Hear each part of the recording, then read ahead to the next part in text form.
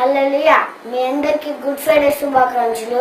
Good Friday అంటే మంచి శుక్రవారం, శుభ శుక్రవారం. గుడ్ ఫ్రైడే అంటే యేసు మరణించిన రోజు. యేసు మరణించిన రోజు ఎందుకు మంచి అంటుంది? ఎందుకంటే మన పాపాలకు బలిగా, మన శాపాలకు బలిగా ఆయన నరక నుంచి తప్పించి పర్లోక రాజ్యం చేర్చడానికి తనకు తానే పాప పరిహారార్థ బలిగా యేసయ్య శిలువ మీద మరణించాడు. యేసయ్య ఎందుకు మరణించాడు? చాలా మందికి తెలియదు. యేసయ్య నీ కోసం, నా కోసం, ఈ లోకంలో ఉన్న అందరి కోసం యేసయ్య మరణించాడు. మన ఆత్మకు మరణం లేకుండా యేసయ్య మరణం గెలిచి మనకు నిత్య జీవాన్ని ఇచ్చాడు. యేసయ్య మరణం గెలిచి మనకు నిత్య జీవాన్ని ఇచ్చాడు. యేసయ్య శిలువలో పలికిన 7 మాటలు.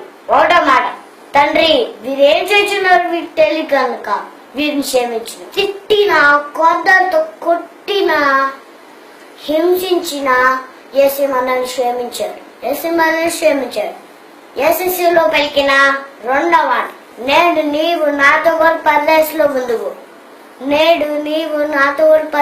ఉందువు. నీవు దొంగలా ఉన్నా, నీవు పాపంలో ఉన్నా, నీ శాపంలో ఉన్నా, మనుషులకి దేవునికి వ్యతిరేకంగా ఉన్నా, యేసయ్య నీ రక్షకుడు అని బతుకుంటే పరలోక రాజ్యం చేస్తాం. యేసయ్య శిలువలో పలికిన 3వ మాట, అమ్మా ఇదిగో నీ కుమారి, ఇదిగో నీ తల్లి. నీ శోధనలో ఉన్నా, నీ వేదనలో ఉన్నా, నీ కష్టంలో ఉన్నా, నీవు నష్టంలో ఉన్నా, అందరూ నేను వదిలేసి వెళ్ళిపోయినా యేసయ్య నీ గురించి బాధ్యత తీసుకుంటాడు. యేసయ్య శిలువలో పలికిన 4వ మాట, నా దేవా నా దేవా నన్నెందుకు చేయి విడిచితివి.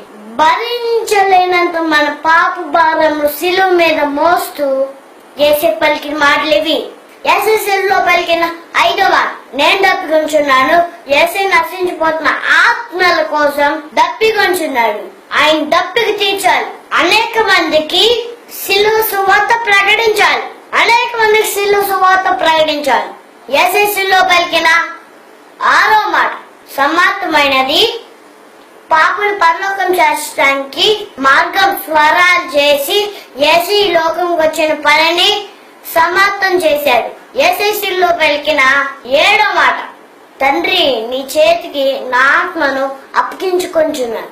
యేసయ్య మన కోసం శిలువ చేసిన ప్రాణ త్యాగాన్ని మనం విలువిద్దాం. యేసులో జీవిద్దాం.